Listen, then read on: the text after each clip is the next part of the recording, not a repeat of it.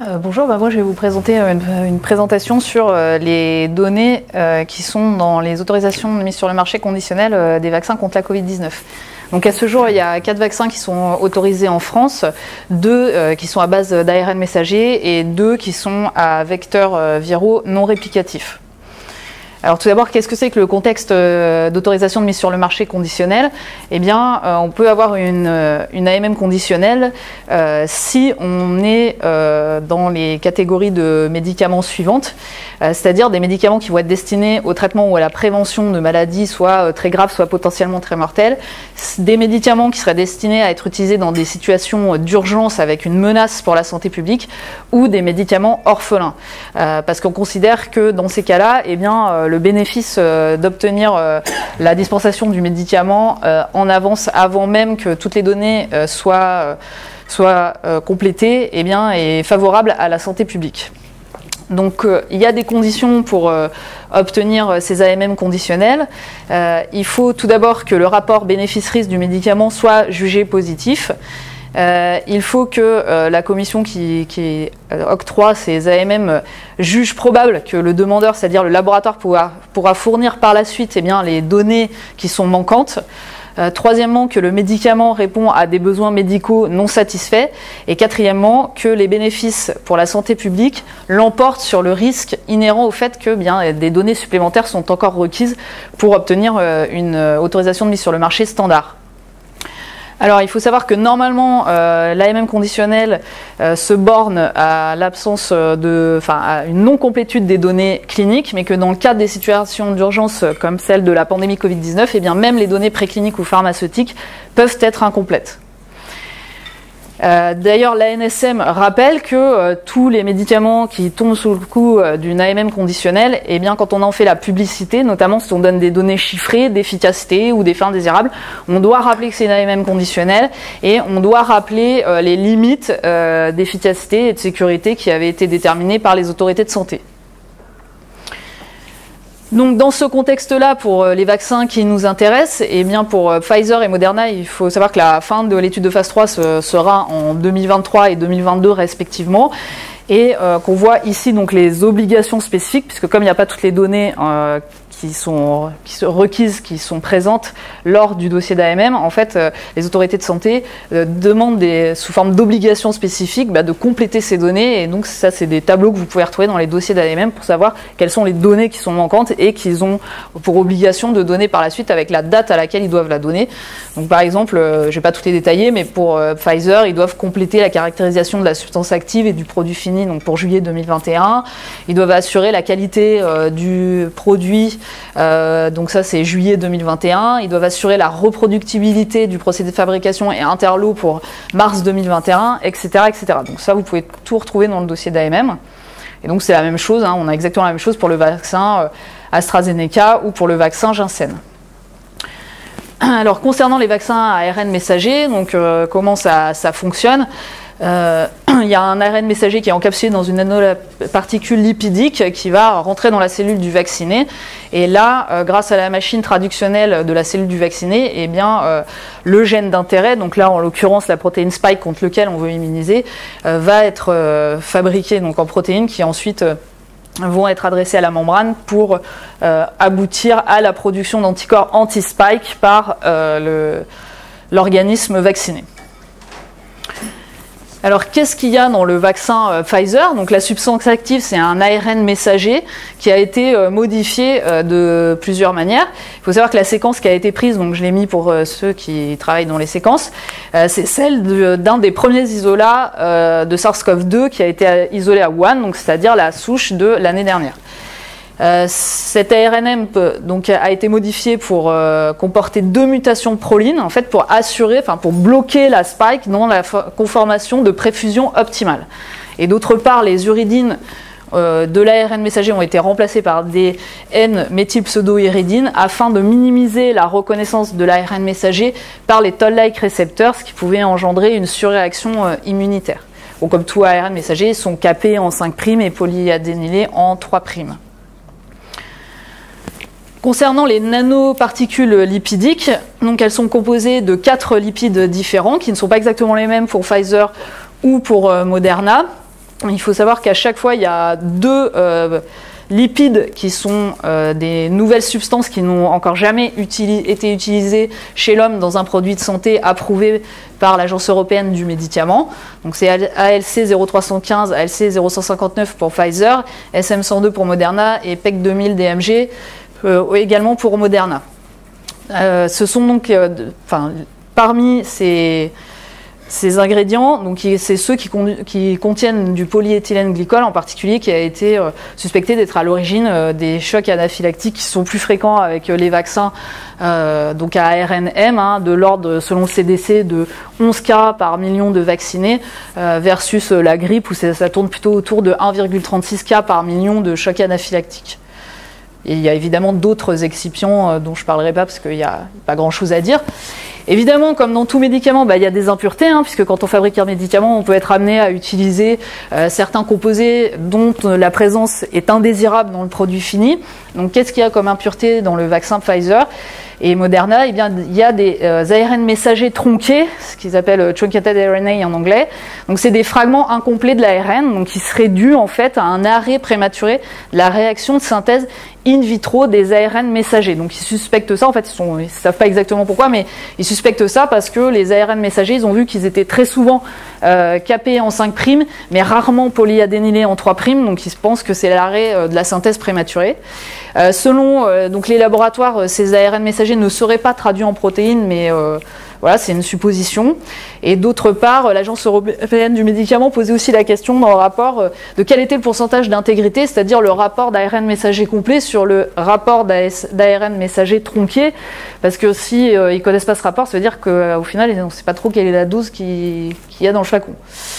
L'Agence européenne du médicament soulevait un autre problème. Elle disait que si jamais ces ARN messagers tronqués étaient traduits en protéines, est-ce qu'il y avait des homologies avec des protéines humaines, et auquel cas, est-ce que ça pouvait causer une maladie auto-immune à terme? Donc là, les laboratoires sont en train de tenter de répondre à ces questions. Voilà, et le rapport est attendu pour juillet 2021 sur cette question. Il y a un autre type d'impureté, il y a des traces résiduelles d'ADN, puisque de l'ordre du processus de fabrication, en fait, on part d'un template d'ADN qu'on va ensuite transcrire pour obtenir l'ARN messager.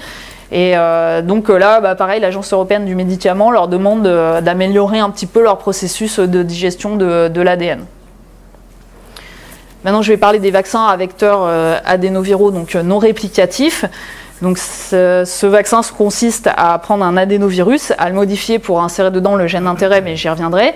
L'adénovirus ensuite va rentrer dans la cellule comme habituellement, comme si il vous infectait en se liant au récepteur habituel. Il rentre dans la cellule, puis son génome rentre dans le noyau de la cellule, et là il va être tout d'abord transcrit, puis l'ARN messager va dans le cytoplasme, il est traduit en protéines qui ensuite vont être adressées à la membrane et créer la réponse d'immunité humorale et cellulaire chez la personne vaccinée.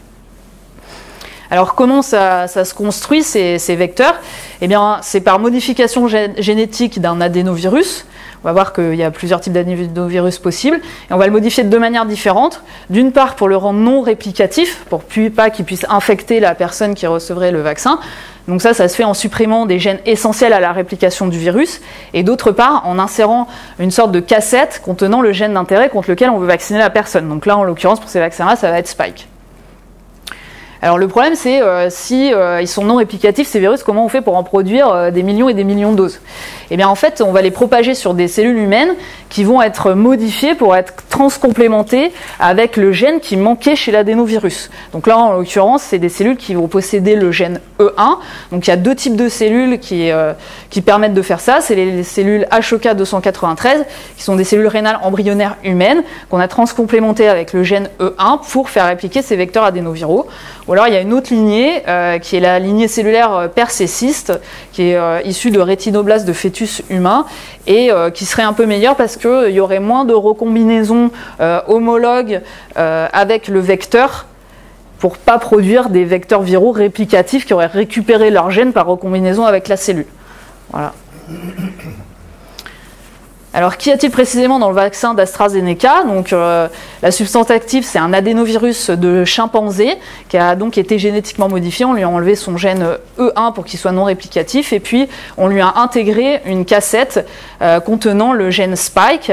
Et donc, vous avez le schéma ici. Hein. Donc, la cassette, elle se compose d'un promoteur de cytomégalovirus humain, ensuite d'un intron. Ensuite, il a été ajouté une séquence donc, du tissu plasminogène activateur, et derrière il y a le gène de la protéine Spike, et enfin ils ont choisi une queue polyadénylée qui est celle de l'hormone de croissance bovine. Alors la question que je me suis posée en découvrant ça, c'était pourquoi mettre du tissu plasminogène activateur. Donc j'ai cherché, il y avait des gens qui avaient déjà travaillé là-dessus et qui avaient déjà mis cette séquence dans certains essais vaccinaux, et ils racontaient que ça servait à augmenter l'immunogénicité ou le taux de l'antigène dans la cellule vaccinée, voire même à taguer l'antigène vers la membrane cellulaire. Concernant le vaccin Janssen, c'est le même schéma. Hein. Donc le vecteur, c'est un adénovirus humain, cette fois l'adénovirus humain 26, qui est peu répandu dans la population humaine habituellement et qui n'a pas de pouvoir pathogène connu. Et pareil, qui a été modifié en dilatant le gène E1 pour le rendre non réplicatif. Et il y a aussi une suppression d'une partie du gène E3. Donc dans l'article que j'avais lu, il disait que c'était pour créer un espace suffisant d'insertion, mais il y a aussi un autre avantage à enlever E3, parce que E3 est impliqué dans l'échappement à la réaction immunitaire. La cassette qu'ils ont intégrée, c'est donc le gène de la protéine Spike du SARS-CoV-2 qui cette fois a été stabilisé par des modifications et des changements d'acides aminés afin de le stabiliser dans sa conformation de préfusion, comme pour les deux vaccins à ARN messager. Quelles sont les impuretés qui sont décrites dans le dossier d'AMM? Il se pose la question de savoir est-ce qu'il reste des particules, est-ce qu'il y a des particules d'adénovirus vides ou complètes, est-ce qu'il y a des agrégats et des fragments de protéines virales, est-ce qu'il reste des résidus des cellules culture, ou est-ce qu'il reste des résidus, voire d'ADN et de protéines de cellules de culture, donc les HEK 293 ou les PER-C6. Ça a été jugé en quantité suffisamment faible par l'Agence européenne du médicament, et d'autre part AstraZeneca a montré qu'il n'y avait pas de présence de protéines HLA dans la substance médicamenteuse finale, et ils ont même fait des essais chez les gens, donc chez les personnes vaccinées, pour voir s'ils n'avaient pas développé des anticorps anti-HLA après le vaccin, et ils n'en ont pas trouvé, et heureusement, parce que ça pourrait quand même poser des problèmes chez des personnes qui à terme seraient greffées d'un organe ou de quelque chose. Alors ensuite, je vais parler de la biodistribution de ces vaccins. La biodistribution du vaccin Pfizer, elle est aspécifique, et les ARN messagers vont dans une grande variété d'organes, notamment ils atteignent la rate, le cœur, les reins, les poumons, le cerveau et les gonades, ovaires et testicules, avec des quantités qui sont largement inférieures évidemment à la dose injectée au site d'injection. Concernant Moderna, on a à peu près le même modèle de distribution, ça se distribue dans une grande variété d'organes. Ils rajoutaient information intéressante qu'ils avaient étudiée par rapport à Pfizer, c'est-à-dire qu'ils disaient que la persistance des ARN messagers, c'était à peu près 1 à 3 jours dans les tissus, et ils disaient que c'était environ 5 jours dans la rate et les ganglions, donc ça persistait plus longtemps. Bon, ceci dit, quand j'ai regardé l'expérience, en fait, le dernier rat sacrifié, c'est à 120 heures, donc ça fait 5 jours, donc c'est en fait au moins 5 jours, puisqu'il n'y a pas de point au-delà. Concernant les études de biodistribution sur le vaccin AstraZeneca, l'étude sur le vaccin lui-même en fait est toujours en cours chez les souris, mais il se base sur des études qu'ils avaient fait soit avec des vecteurs qui étaient jugés similaires. Donc là vous voyez c'est pas le même adénovirus. Ici c'est le même adénovirus qui a été choisi mais pas avec le même gène inséré puisque c'était un gène pour l'HBV. Alors sur la première étude, moi j'ai quand même un petit bémol parce qu'ils font une étude de biodistribution sur quelque chose qui est injecté en intradermique, alors que là le vaccin il est en intramusculaire, donc je ne sais pas comment on peut extrapoler la biodistribution d'un intradermique en intramusculaire. Sur la deuxième partie de l'étude, effectivement c'était en intramusculaire, et ils retrouvaient des taux faibles dans tous les tissus testés, c'est-à-dire sang total, cerveau, cœur, les ganglions lymphatiques drainant le site d'injection, les reins, le foie, les poumons, les gonades et la rate. Ils n'avaient pas testé le système nerveux central, les nerfs périphériques ou l'atteinte de la moelle osseuse. Concernant la biodistribution du vaccin Janssen, donc ça a été évalué chez le lapin avec 2 vaccins codant pour des antigènes autres que la Spike, sur le même modèle que Astra.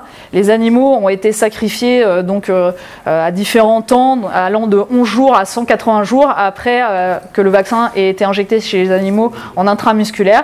Et donc ils en ont détecté dans les ganglions lymphatiques drainant le site d'injection. Et ce à des taux certes faibles, mais jusqu'à la fin de l'expérience, jusqu'aux 180 jours. Il y a eu aussi détection dans la rate, il n'y a pas eu de détection des vecteurs viraux dans les gonades, et par contre il n'y avait pas d'étude de l'éventuel passage soit dans le lait maternel, soit en transplacentaire de ces vecteurs viraux.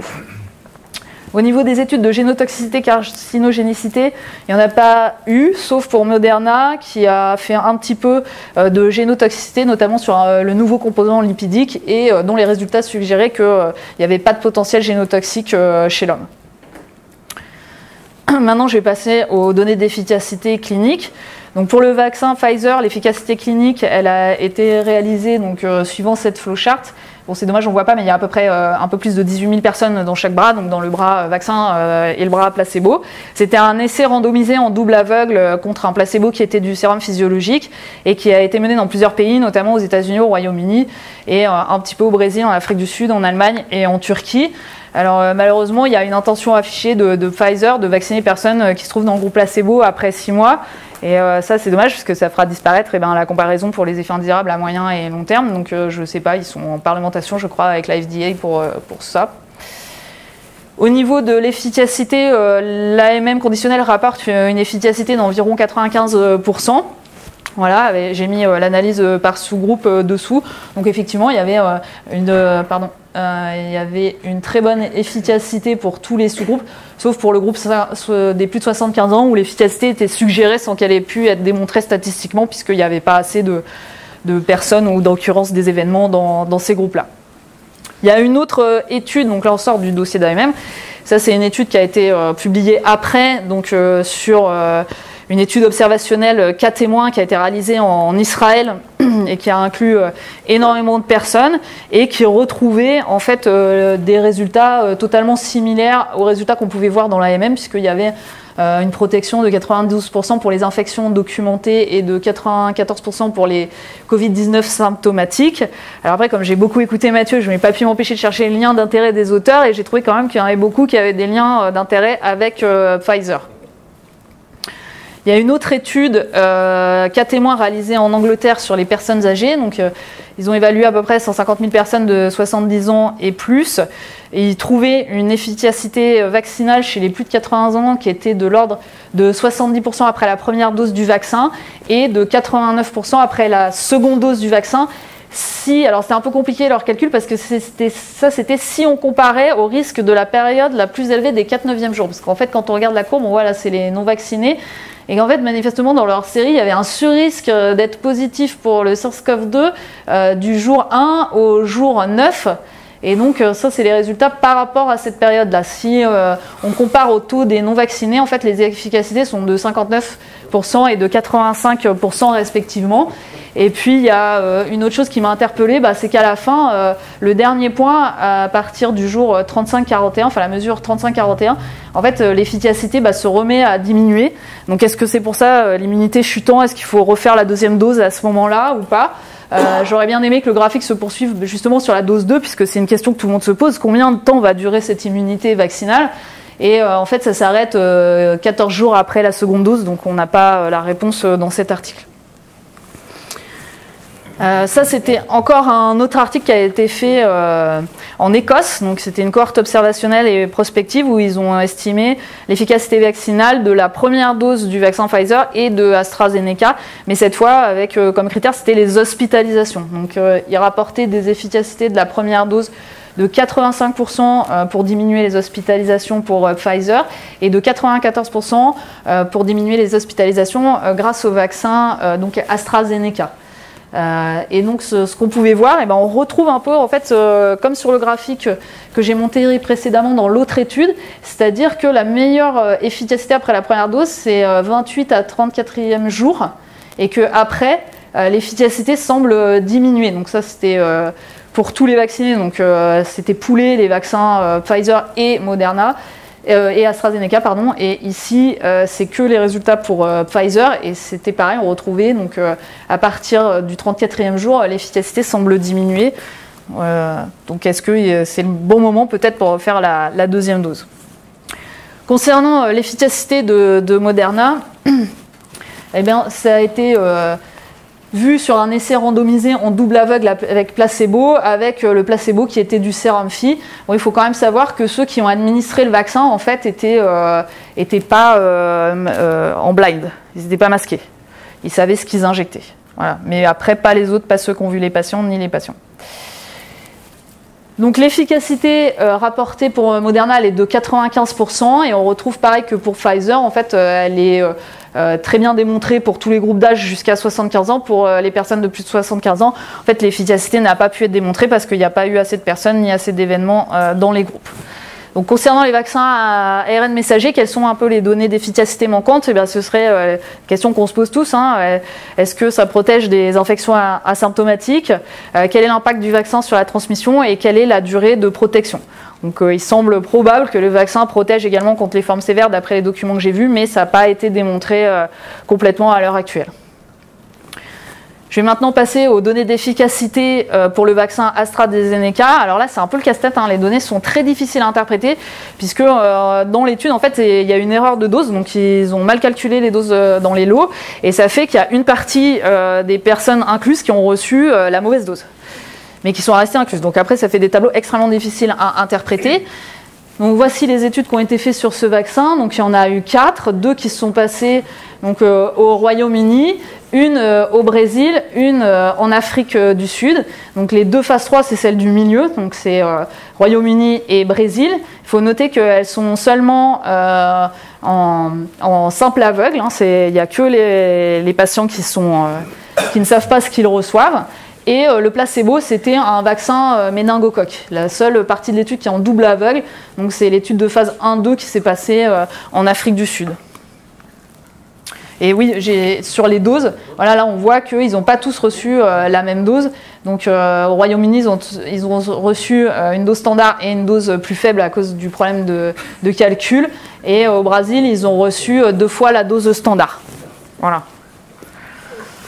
Et puis il y avait un autre souci aussi qui m'est apparu, c'était que les 2 doses n'ont pas été données avec le même intervalle de temps, enfin avec des intervalles de temps qui étaient très très grands, qui allaient donc de 3 à 23 semaines de différence. Donc ici vous avez le tableau récapitulatif avec la moyenne de ceux qui ont reçu les doses d'intervalle, ventilées en plus par les pays et ventilées par ceux qui ont reçu 2 fois la dose normale ou la faible dose puis la grosse dose.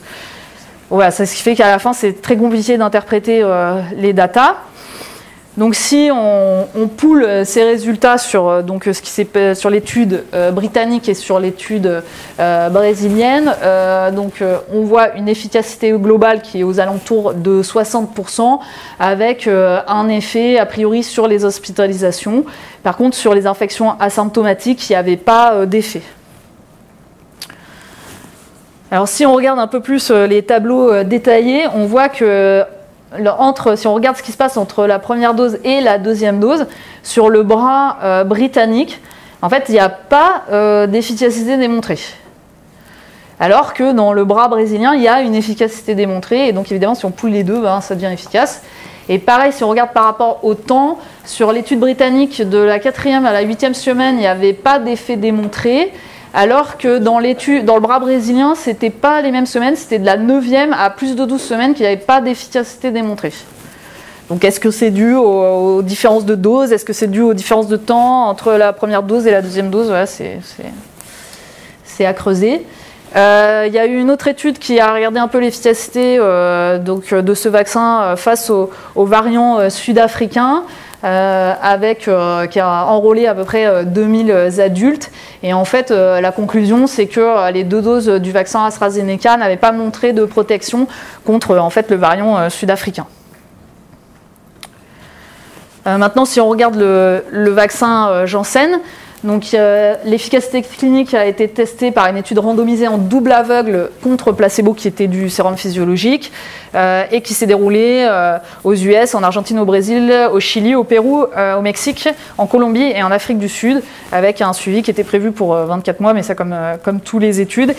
Et comme Pfizer, en fait, ils veulent offrir la vaccination aux participants qui ont reçu le placebo avant la fin de l'étude, avant les 24 mois.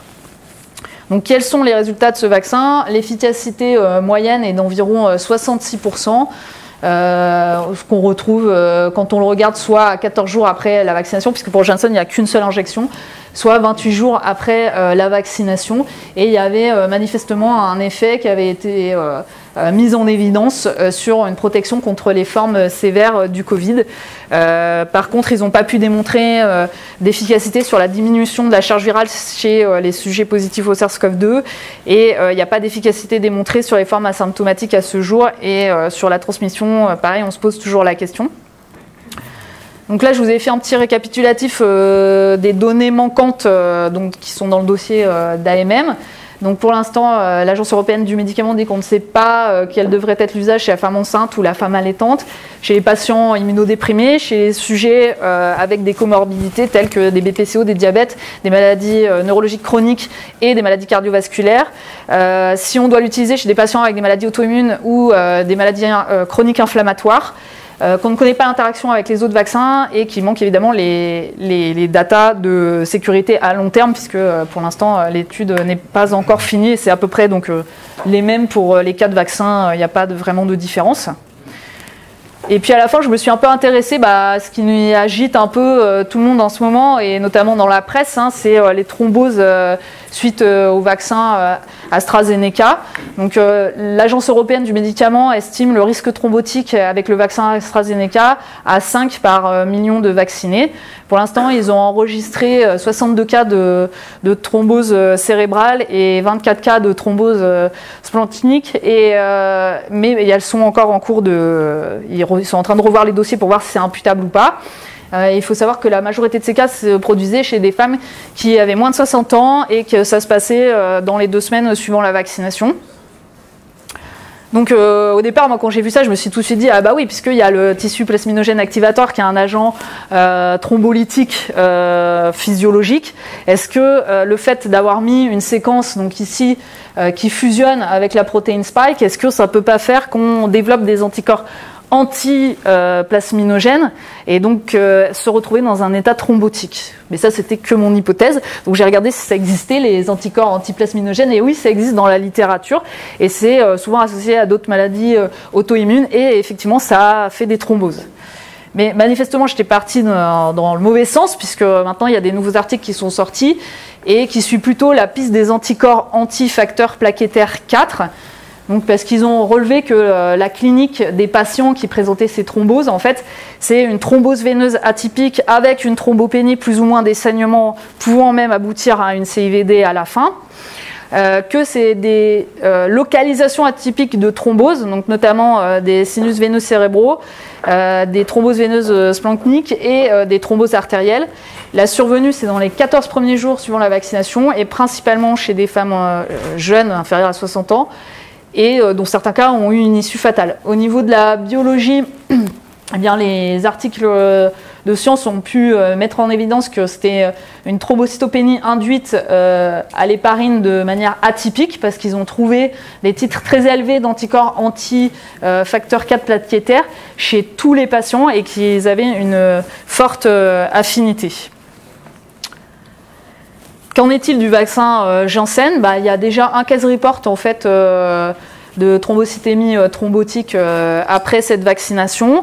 Et j'ai regardé dans le dossier d'AMM, est-ce qu'on aurait pu y penser avant ? Et effectivement, en fait, c'était déjà marqué dans le dossier d'AMM du vaccin Janssen qu'il y avait plus d'événements, un surrisque en tout cas d'événements thromboemboliques parmi le groupe vaccin que parmi le groupe témoin. Voilà, pour ce résumé de l'AMM.